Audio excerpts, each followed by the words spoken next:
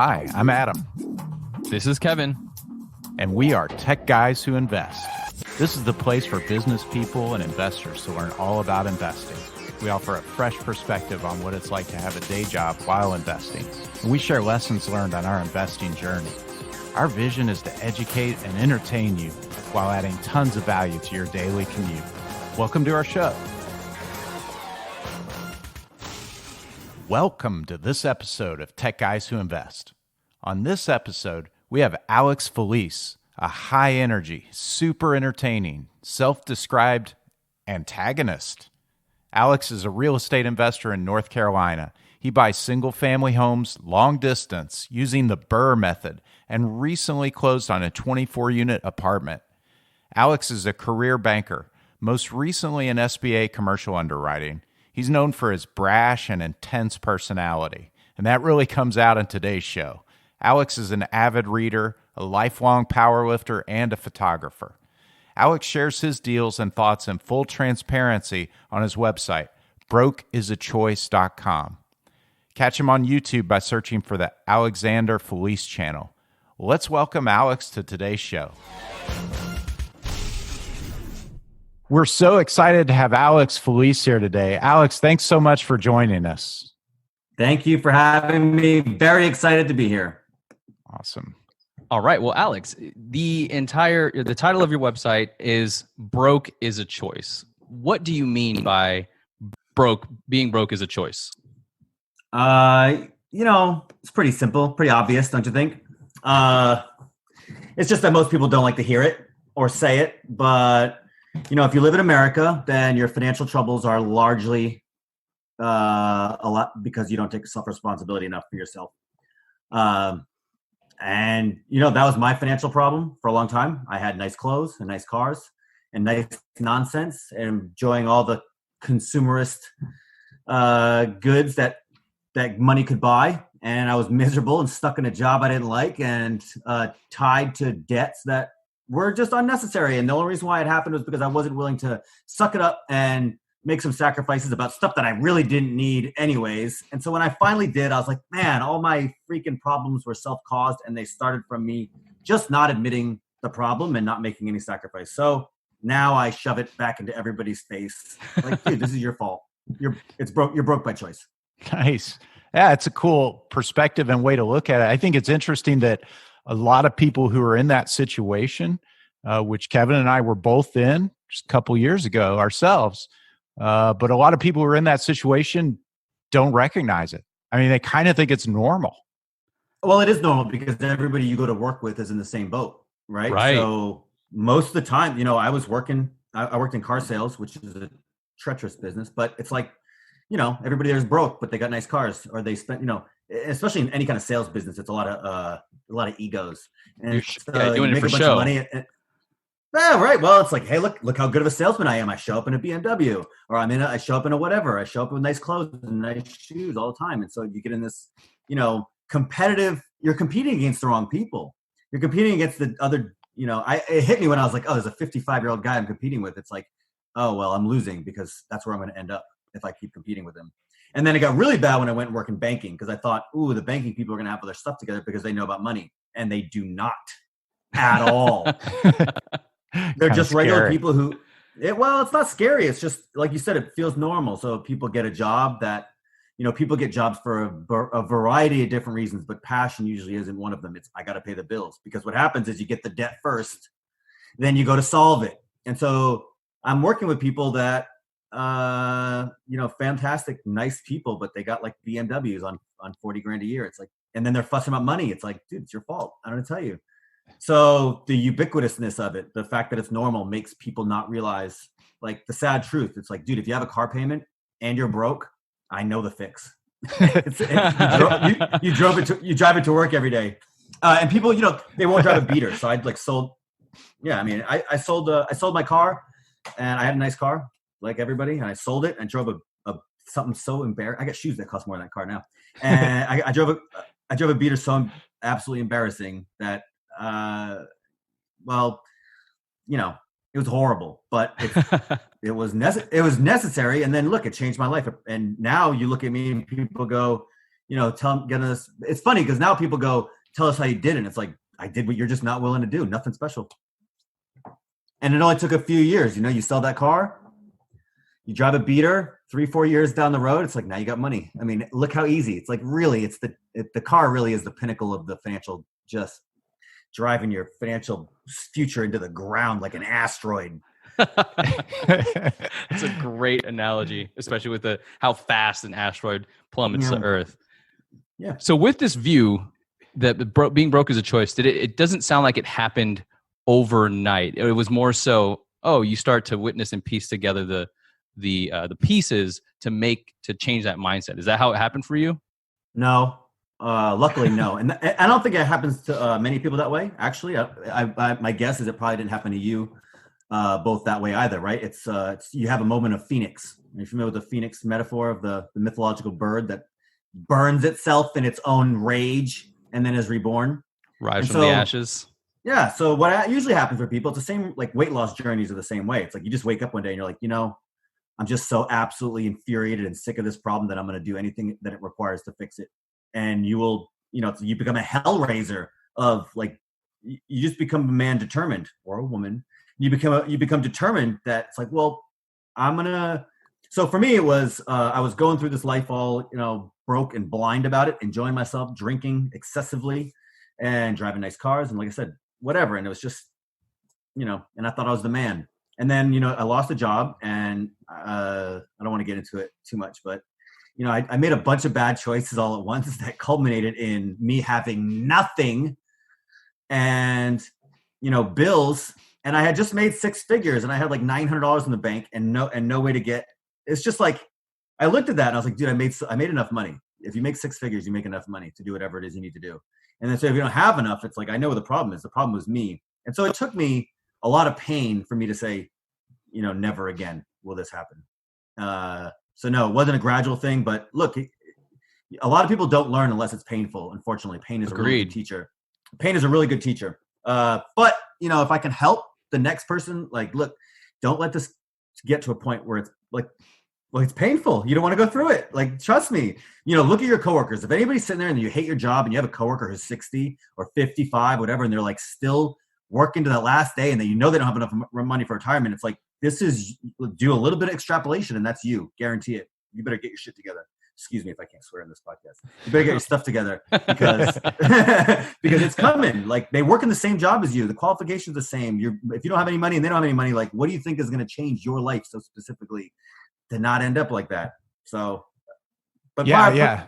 It's pretty amazing when you talk to people who you try to explain that to them and there's something there that they can't see, or you find them not able to sort of make the change. That's something that always kind of just gets me. I want to change them.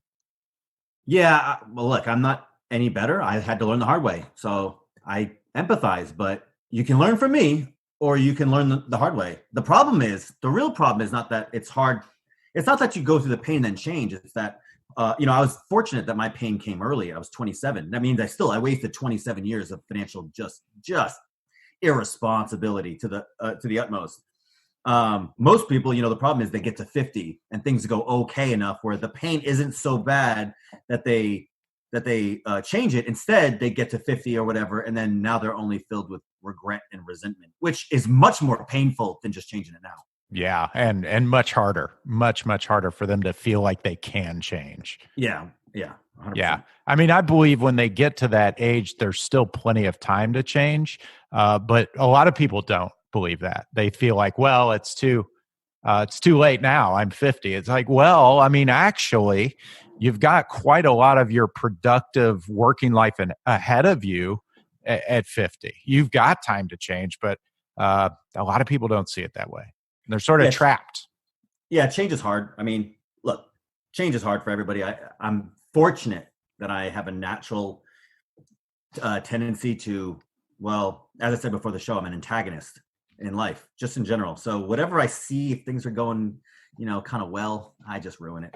So I had a good life in Las Vegas. I was there for 3 years, and it's like I just get bored. And it's like, let's just throw all this away and go do something else. So for me, I'm thankful for that, but I also think it was kind of boring, like you said. It's like I just learned the lesson early in life, I guess, where it's like, hey, look, if you let this thing go on too long, I don't like the feeling of regret. I don't like it. So I change fast. I change often. I pull Band-Aids off real. And that's what and it comes back to the website name, Brokers of Choice. Like, let's rip that Band-Aid off right now and get straight to the point and start fixing things.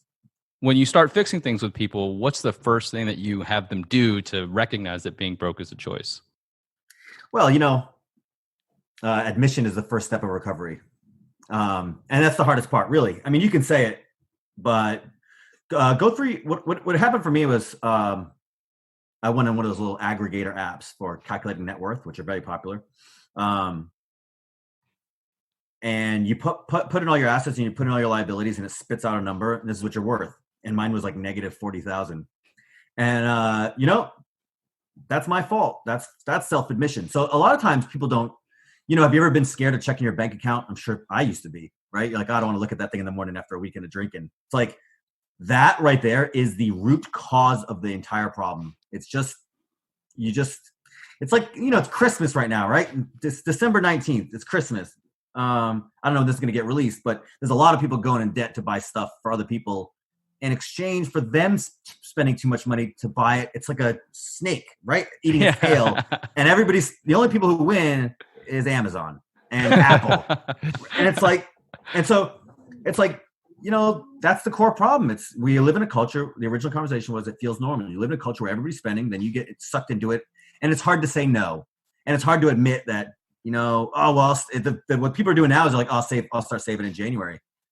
And it's like, dude, there is no January. There is no Monday. There is no, just cut it off right now. Just wake up and tell everybody in your life that you're different and they better get along or get out and, start admit the problem and then you can fix it. So I'm sorry, I'm rambling. So the first one started was I check the bank account every day. Right. So it's like you wake up, you have X amount of dollars, if you go off and you blow a bunch tomorrow, you're going to wake up, that number's going to be less. Like this is not progress. The second one is balance sheets. I got a degree in finance. Actually, after all this happened, I got my degree in finance because I wanted to really learn how money worked. So I say balance sheets, but net worth, calculate net worth. It should be going up every month. That's it. If your net worth goes up every month, you're in good shape. If it goes down every month, you're going to be in for a long ride. Good point. So what is a good way for people to get started? And, a lot of the people who listen to this show work. A lot of them are white collar workers and they have a job, a nice job, and they're not quite sure how to get started. What advice would you have for them? Yeah, depending on your situation, like for just basic personal finance, the book that helped me, and it sounds so cheesy now in retrospect, but The Richest Man in Babylon. Oh, that's a good one. And it's such a good book and it's so easy. And it's like, look, save 10% of your money before you spend it. And it's not a novel idea. It's incredibly simple. It's like, dude, whatever you do, you take 10% of that paycheck and you put it somewhere where, for me, I had to get an account with Ally, like an online bank that I had no debit card with because I'm an impulse spender. So I had to protect myself from myself. So it's like you take 10% before you pay the mortgage, before you pay the house, before you pay Netflix, before you pay anybody, before you buy Christmas gifts, you take 10%. And actually the number really is 20. You take 20% money and you send it over there and you pay your future self. No matter what. That's priority number one forever and always, no matter what. Every dollar that comes in, you take 20%, you put away for this future self. And then you get in that habit. And then you figure out how to live on the rest. And then you don't have to worry about, what I used to do is I'd spend and at the end of the month, you're like, oh, now I'll try to save. And it's like, that just doesn't work. We know that doesn't work. Doesn't work. Oh, sorry. No, go ahead. Oh, and then the second one is tracking net worth. Like, read that book, read a few books on it, on personal finance. Save your 10% first. Check your bank account every single morning on your phone, and then track your net worth regularly. Now, you talked a lot about. It sounds like there's a couple things. There's prioritizing and then automating. So when it's at the top of your list and you automate it in some fashion, you're not even thinking about it anymore. So how do you recommend, if there are any apps or tools or websites that you use for people to leverage, especially that are trying to get started? Yeah, I'm hesitant to advocate for automation, to be honest. I know that technology allows it, and it's a good thing when used right, but automation is kind of the problem we're talking about here, right? Complacency. So my opinion is don't automate anything, like obsess over the detail of it instead. Like Like you got to get a kung fu grip on this problem. Like don't automate it. Like check it manually every day. Like become the solution. You are the problem. You need to become the solution. The tech can help. Tech can help you, but it has to start with you. So again, like I automate it now. You should automate that idea in your head 10% first. That's the automation. But and you can automate the transaction like every time it comes in or whatever. But like prioritization. I like that you said that. The priority should be you wake up at 6:30 in the morning. First thing you pull that phone out, check your bank account. Right, every single time. Check Ally. I use Ally, whatever your online bank account is. Check your. I don't want to have a sponsorship, so I don't want to be ranting off names. That I don't have any, so I'm not making any money here. Personal Capital. I used to use one called Yodlee. Do you guys remember that? No, Personal Capital I like. Yeah, so before those were popular, before Mint was popular, there was one called Yodlee, and it was it was ugly then, and then they didn't make it look nice, and then they died, I think. Anyways, yeah, prioritization. Like, dude, if money is stressing you out, it affects everything in your life because then you're beholden to a job you don't like, to a boss you might not like. And even if you like your job, you don't want them to own you. So yeah, like the money problem for me, you got to fix it. And it doesn't take that much to fix it. It really doesn't. You don't have to be wealthy. You don't even have to be wealthy to have money not stress you out anymore. You just need to spend a little bit of time getting control, getting a little bit of savings, paying off some of the bad debts. And then it's like, ooh, I don't need much, but at least now I'm not owned by somebody else. And then all this life stress starts getting undone. So like get a grip on that freaking problem. Even if we haven't gotten to investing yet, like just getting a grip on this problem undoes so much of people's life stress that it's not like money is the solution. Like I'm not that guy. I'm the money doesn't buy happiness guy, like totally. But a lack of money can cause absolute endless misery. Yeah, no, that's awesome. And that's a good transition into investing. That's where I want to go next. So if you have managed to do a good job of putting away 10% or more, and you get to a point where you're ready to invest, you've got some money to invest now, what do you recommend someone who doesn't have experience doing this to do? So yeah, because you get a real weird problem, a good problem, but a weird one. You start saving a little bit of money. So I went from negative 40 grand to say like 15 grand in the bank over a few years. And I was like, ooh, I'm not broke anymore. What am I gonna do with my 15 grand? I was burning a hole in my pocket. But what do you do with it? That's a really good question. And, for me, the way I solved it, I'll go into detail. I'm a lazy fella. So I didn't want to start a business that I had to go work every day. And I didn't want some get rich quick scheme where I was going to have to, you jump on this train and then it ends and then you got to go find a new train. And you're constantly in this battle of like, you're in the same boat, like chasing. Right. So it was like, okay, I needed something that was passive. I need something that was tried and true because I wanted it to last for the long run. I needed something, I didn't care about outsized gains, right? It was like, I just wanted to make sure it worked. I wanted something that produces cash because what I didn't care to invest in the stock market and just get equity because it doesn't help me quit my job to have equity. I needed cash flow. You can get dividends and whatnot, but wasn't really for me. So, and I didn't have a lot of money. So what can you do that produces cash flow, is passive, is tried and true, works for somebody who's lazy and doesn't have any money, like real estate, if you can believe it. Rental real estate. Now, admittedly, it was I started learning about 2013. So the market was, there's a massive amount of foreclosures from the global financial collapse still in the market. And it was a little bit, I could jump in a little bit easier, but basically I want to say I had like 15 or 20 grand in the bank and I went to the MLS and I bought a foreclosure off the MLS for $54,000. Wow. Now that's not the good part. The good part is it was in such good shape that I could use an FHA loan and move right in. So I think my God. Now you can't do that anymore. No. It's hard to do. So with like $3 grand, I moved into this house for $54,000. And then same track, I'm still going along. I had my primary residence, which was a terrible deal, a little condo. And I was basically losing money, but I had this foreclosure and I was like, okay, this thing's going to make some money. So, I painted it a little bit. I put probably $3 grand worth of work into it. And then 18 months later, I refinanced it and it came in at 115. And so I was like, okay, now for sure, I know that any idiot can do this because I'm an idiot and I just did it. Now you now based on my story, you know that like, okay, I had made 60,000 in equity over in a year and a half. Now I didn't pull all that out. I pulled out about $20,000, but the 20,000 I had before, I'm like, I got a sizable chunk of cash now, 50 grandish. And that was more than I had ever seen in my life by a long shot. And, it was very encouraging when you get into this real, and well, it's very encouraging when you can make those kind of gains. And, I was hooked. I went off and bought a whole bunch more. Excellent. So with that foreclosure, is that a strategy you still do today, or how does that strategy change as the market has changed? Yeah. So look, when you're new, it's hard to get in and get good deals, especially in an up market, because the big players, they get all the really great deals. So you kind of got to fight. You got to fight your way in the beginning. And well, look, that's a burden everybody has to go through. So you just got to suck it up, right? Like your first deal is not going to be your best deal. You're going to get better. And so I would tell you, talk to wholesalers. You got to network. Like this is a people game. Like a guy emailed me earlier today. He's like, have you ever bought off the auction? I want to go to the auction. And I'm like, no, I haven't. He goes, well, what's it like? And I'm like, I don't know. Go. Well, what if I can't find anything and all these other things? And what about realtors and what about wholesalers? I'm like, dude, you need to be in these people's peer groups so that when they find deals, you're at the top of their head and they say, oh, I'll call Alex and see if he wants it.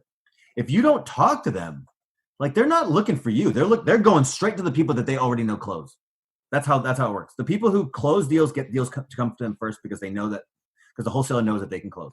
So you got to fight your way into that, but you got to be on the you got to work on the networking side so that when the deal shows up, you're there in the top of their mind so that you get an opportunity at it. Yeah, I wish I had heard your advice about 3 years ago, because I paid my dues back then just fighting my way in. And it took me quite a while to realize I wasn't crazy. Like this is way harder than it sounded from some people. And I wasn't finding these deals. I was struggling to get ones where the numbers worked. And eventually I found something. And it's like once you get the first deal, things start to happen. Build that momentum. Yep. 100%, Kevin. Yeah. Momentum. And look, the difference between the amount of people, the difference between the people who are interested in real estate and will never close a deal and the people who have closed one deal and more is like 90%, right? Like 90% of the people never ever close a deal. And then the rest of 10% close everything from the person who owns one deal to the person who owns 10,000 doors. Like, so, yeah. So fighting that uphill battle for that first deal, especially that first one, fighting that uphill battle, like if you're there and you're in that mode right now and you're frustrated with it, like I get it. I super get it. And there is no fix other than persistence. Because here's another thing, right? Like a lot of people aren't going to take you seriously until you show up for a while. So even if you met the right person, like in their head, they're like, yeah, but Alex, he's not really that serious. You show up for 6 months to the RIA meeting every month. Like show up to the coffee meetings, show up to, post online, like be at the forefront of their brain so that they know that you're serious. The people who email me and they're like, dude, I've been obsessing over the real estate for like 3 weeks and I can't put it together. What's the deal? And I'm like, it's 3 weeks, buddy. Yeah. Like you can't, there's nothing happens in 3 weeks. Like you don't even know what a deal looks like yet. So a lot of it is immersion. Like, my key to success my key to success is super simple. Just spend time around the people you want to be like. Spend an inordinate amount of time around them, and then you will be them. It's that simple. It's dead ass that simple. It really is. It works. I know because I experienced exactly what you're saying, and I transitioned to large multifamily. Took me a while to find my way there, but once I did and started spending time with those people, then things started happening. But it was the same thing. You had exactly what you're saying. It took a while to build the credibility, but you spend time in those areas with those people, get in those circles, persist, and eventually things start to happen. I know that you went that way also, right? You started with the single family, but then did a large multifamily, like an apartment. Can you talk to us about how you made that progression? Yeah. So it's so funny. Like when you hear these stories, they sound so consolidated. But for me, it's been 6 years, whatever, when I was broke as shit. To like, let me get my stuff together. To like, oh, I can't believe I bought a house, and then it's like, now you own 8, right? My whole plan was buy 10 in 10 years and retire, because I dare not have any ambition, because look how much I messed everything up for the first 30 years of my life. Like, and then I'm going to get cocky on this. Like, there's no way. And so my plan was 10 in 10 years. And then I got 8 in 3 years, and they're like good deals. And I was like, okay, you say it's hard, but I say it's easy. So you're saying that the climb up to the hill is quite difficult, but once you start knowing what direction you want to go, you're basically walking downhill then. Yeah, I mean, you said momentum, and that's the right word. Like, getting past the first deal, the momentum to like push forward, especially you don't know what it's going to take. When you're new, it's like, I don't know what closing a deal even feels like. So it's hard for you to imagine it. So it seems so much farther away, and it's a difficult journey. So I empathize with people who are going through it. Like, you just got to stick with it. And there's a lot of people that'll help you too. Like, people just don't ask for help enough too. Email me. I agree. I'll help you. And I'll teach you how to get in touch with people in your area that'll help you if you need it. So I'm doing all this stuff. And then I was on the BP podcast because I'm very entertaining. And I got some social exposure, and I started my own website, which was the smartest thing I ever did. I started my own website. And so people go, oh, this guy's credible. He seems to know what he's talking about. He does seem that way, doesn't he? And then that's why you're on the show. And so I know. Yeah. And so fake it till you make it work. I've convinced myself even. And so a guy emails me out and he goes, I want to buy big multifamilies. And I'm like, you know what? Like, how single family homes don't scale. They don't scale. I don't tell you. Like, you're not going to want 50 of them. You're not going to want 20 of them. I don't think. Some people have them, but you're not going to. It's not effective. The effectiveness of real estate is in the scale. So you get through 8. I did my 8, and I was like, no more onesies and twosies. I'm over it. If I'm going to do one, let's just do a big one. So I start talking about it, and I just put it into the universe. That's my little, I put it into the universe. To existence. Yeah, I just spirit fingers and I speak into existence, and then that's what I do all the time. And then a guy emails me and he's like, "Hey, I got a 24 unit in your area. We had done a little business before on single family. Because I got a 24 unit in your area. I think I need help closing it. I have all the money for it, and here's the deal, but I need help closing it down." Wow, so that's just amazing, right? And it was because of my website, and it's because of my track record, and it's because I wear loud pink shirts. And dude, speak it into existence, but it worked, right? So like, so the 24 unit, it's not super big, but it was a product of, look, this real estate thing is going well. I'm getting good at it. I know the scale is the answer that I need to the problem, and my network had grown because I had done content production. So it was really just that. It was like, it was the natural business progression, and it was my social exposure. And then I just actually today I went to Greenville. I looked at a 38 unit. Oh, nice. So, but it's too small. Too small. That's the biggest problem I have. That's my biggest complaint with the 24 unit. If you're thinking about multifamily, like, I don't know what you guys' experience is with it, but my 24 unit, the biggest problem is that it wasn't big enough. Yeah. Yeah. It's interesting how it doesn't feel like, well, I don't know. It doesn't seem like it would be this way, but the bigger you go, the easier it is in some ways. Not in all ways, I agree with you, but in Right. many ways. Like, property management starts getting cheaper by percentage. Right. Financing starts getting easier. There's a lot of things that make it easier. Setting up the legal infrastructure doesn't scale up with size. So it's like, the smaller you go, the more you pay by percentage. Right. There's all sorts of things. And then, my place doesn't have amenities because it's small. Like a 75 unit would have a pool. It's like, ooh, but I gotta ask the same rents because it's the same size unit. Right. So you're fighting against yourself. Yeah. 24 units is way too small. I think 50 to 75 is where I need to be for the next one, or if not bigger. So let's talk for a minute about some mindset hurdles you may have had that you overcame. Like maybe, most people have to break through it. It's one or more stages. They say, wow, I'm not sure I could ever do that. Especially when you start talking about, a 30 unit apartment. If you just start there, that freaks people out. I remember reading a David Lindahl book on this. And I only had a duplex and a single family rental. And I was just like, man, this is crazy. I'm not sure I could ever do this. And here I am now, like, yeah, I'm doing it. Did you have those kind of things you broke through, and how do you think you did that? Dude, that's everybody.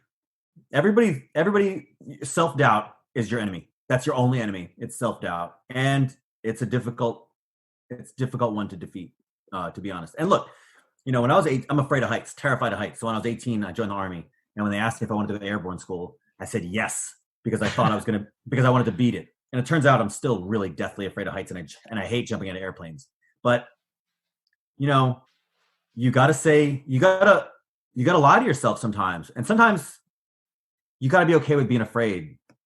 I've also been powerlifting for 15 years, right? So it's like, if you ask me when I was a scrawny 120-pound kid, if I'd ever deadlift 600 pounds, I'd be like, yeah, no. But then I did it one day, So mindset is tough.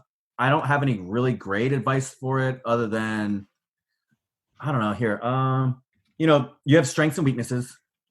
Learn them and stop. And what a lot of people do is they try to fit themselves into a box. Like everybody wants to be Gary Vee, for instance, or Grant Cardone. And It's like, yeah, but you're not that person. And you don't even have the personality traits that would lend yourself to be that person. Sorry. So a lot of times you're fighting against this romantic, idealized version of who you want to be. And it's just counter to your personality. It's like, don't fight it, dude. You're not going to be who you always think you want to be. You're going to be you. And the faster you can figure that out and align your goals against what your natural strengths are, rather than trying to, like some people are bad at sales. It's like, yeah, don't go cold. Don't go cold calling people every day if you hate it. There are people that like it. And there are people who hate waking up in the morning. It's like, that's a bad one. You should wake up early in the morning. But there's certain things where it's like, there's just certain things. Like some people are big picture people. Some people are details. It's like, don't do the opposite. Right. Yeah. And that's solid. Like, just don't do the opposite of, some people are extroverted. Some people are introverted. I'm an incredibly high extrovert, like super high and off the charts high extrovert, but some people aren't. It's not a strength or weakness in and of itself. It's like, find out which one you are and then lean hard on it. Yeah, that's awesome. So with that self-awareness and figuring out where you want to go and aligning your goals, what would you recommend for somebody that's kind of still trying to figure out what they want to invest in? How would you kind of take that concept of knowing yourself and applying it to investing? So the big one that I realized, thankfully, really quick was most people are lazy. And I don't mean that as an insult. I joke with myself about laziness all the time, and it's mostly a joke. I'm not nearly as lazy as I like to say. But but most people don't want to work as hard as, they see the Grant Cardones and they see the dream or whatever, whoever it is. They see Jeff Bezos and like, that's the dream, or Elon Musk. Have you seen how that guy works? It's like, you're not going to do it. Most people, you don't want that.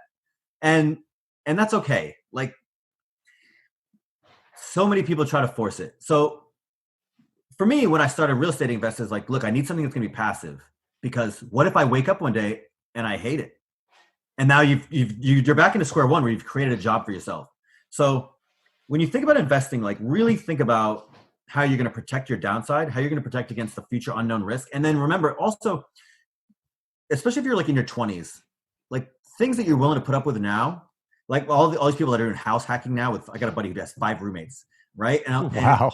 Right. And he's like, we have to make all this cash flow. And it's like, yeah, but you're going to hate it here. You're single and you're coming up on 30. Like this is going to get old soon. And you have no exit strategy for that. So try not to build things investing is a long game, super long game, super long game. So try not to build a system that you end up hating for yourself. And here's the other thing is like, if you build it, for me, I built a passive business.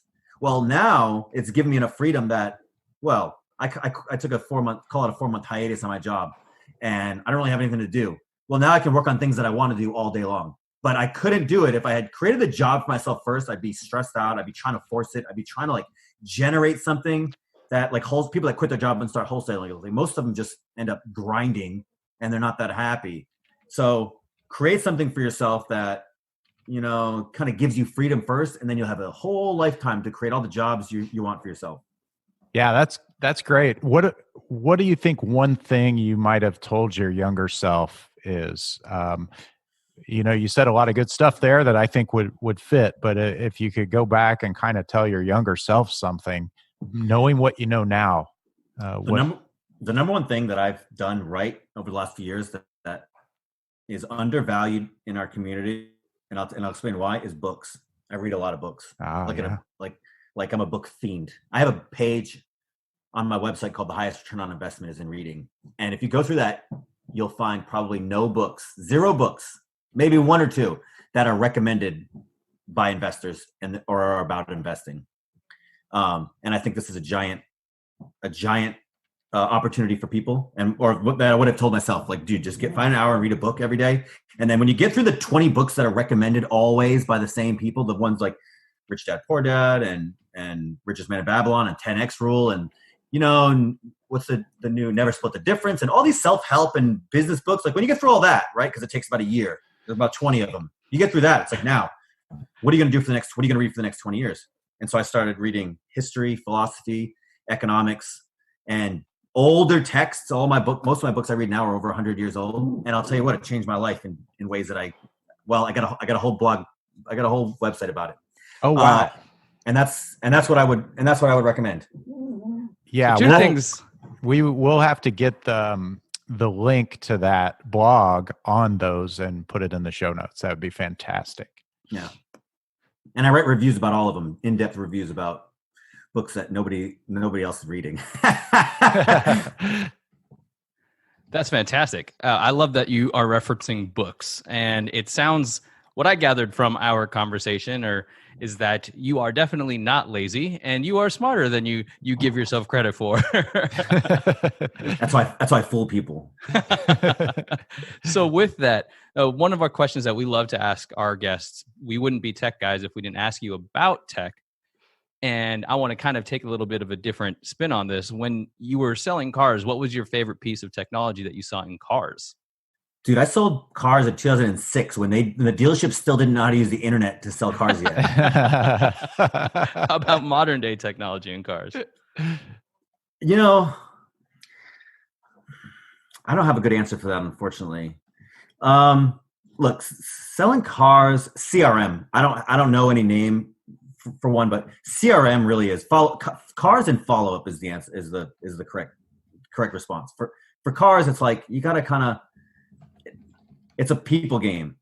I don't know any tech that would help you sell better in the moment across the table, but following up, like, what's the statistics on, and it's the same for real estate, right? It's like, you put the offer in, you should expect to negotiate, right? And it's third pass where you get the close. So you talk to somebody and you have, say, a 20%, say you have a 15% closing ratio. So you talk to somebody, it's like, you got a 15% chance of closing this. Well, the second time you talk to them, it's like 60%. And if you can talk to them a third time, it's like 95%. Something like that. I could be getting the numbers messed up, but the point is, the CRM software that's available now, and you can apply it to anything, any business, right? This business, whether you're raising money or trying to find deals or talking to wholesalers or whatever it is, or selling cars, like, get in front of people, and then, you got to get in front of them again to talk about the same topic in a few days. Right. And so by the third time, and this is where people don't like to negotiate. So it's like, if you don't like to negotiate and you don't close in the first time, then you're going to avoid the pain, the discomfort of getting that second conversation. So people just don't call back. Right. Yeah, absolutely. So that follow-up is important. And since we didn't get a tech question, what would be the book that you recommend to people that's outside of the 20 personal development business books that everybody recommends? Anti-Fragile. Ooh, I heard that was a great book. Me too. So I love this book. If anybody who knows me knows that you can't have a single conversation without me bringing up this book. The guy Nassim Taleb, it's an economics book. It's an economics and philosophy book, and it's a little bit of a dense. It's a kind of a tricky read. It's not light. And he wrote 5 books actually in a series. This is the third in the series and the best one. But the series is called Inserto. I have a 3,500 page review on my website. Anti-Fragile is the best one. Wow, that's amazing. So we'll put that in the show notes as well, and I will put that on my book list. Tech. Actually, I had. Oh, are you about to cut me off? No. Tech. I've been on this rant recently about YouTube. I think YouTube is. I know YouTube is not new. I know YouTube is seeming done. Everybody who's going to be successful in it already got there, and for a lot of reasons. I know we're short on time. For a lot of reasons, I'm going to do 2020. YouTube is my number one priority over real estate. 2020 YouTube, that video, being on video, that tech, that thing, I think is. I think we're just getting started on tech on YouTube. Wow! So we're going to see that pink shirt everywhere. You're gonna see that pink shirt one everywhere. At a time, boys. Oh yeah. All my YouTube videos now are all the new ones that are coming out. I wear this pink shirt and I got all the labels are pink. And actually I hired a film crew, a high level film crew to come do this flip that I just closed on, or I close on it tomorrow. I bought a flip and I'm going to do a YouTube production about it. And it's going to be we're doing everything in pink. It's going to be awesome. Oh man, that's awesome. So what I was going to say there when I collided with Kevin was you're going to be a YouTuber. My kiddos watch YouTubers. Yeah, it is mostly adolescents that you that's going to grow. So it comes to a larger thing, like, my 3 tenets for success are education, networking, and the third one that I added this year is content production, because people need to know who you are. They need to know what you're doing so they can help you. That's awesome. So Alex, it's been awesome having you on the show, and I think you've added a ton of value and really shared some really interesting insights with our audience. Thanks so much for coming on. We'd like to ask you to share where people can find out more about you. Definitely share your YouTube and your website and your podcast. My YouTube is just my name. I think it's just Alexander Felice. The website is brokersofchoice.com. Brokersofchoice.com. Brokersofchoice.com. Wait, what is it? Brokersofchoice.com. Thank you. Thank you very much for having me. This is fantastic. You guys are amazing. Yeah, it's awesome. We're really glad to have you on. And just so you don't forget, it's brokeisAchoice.com. That's it for this episode of Tech Guys Who Invest. This is Adam. And this is Kevin. Thank you so much for listening to us. Don't forget to join our Facebook page, where we're building a community of investors so that we can share ideas, tips, and other ways to help us get out of the rat race. If you found value in this podcast, it would mean the world to us if you could share it with your network. Lastly, we love feedback. It's how we get better. So if you wouldn't mind spending 30 seconds and leaving us an honest review on iTunes or Stitcher or whatever platform you're using, that would be super sweet. If you want to get on Adam or Kevin's calendar, go to tgwipodcast.com/contact. We want to help you invest safely, wisely, and ultimately get you out of the rat race. Thanks again.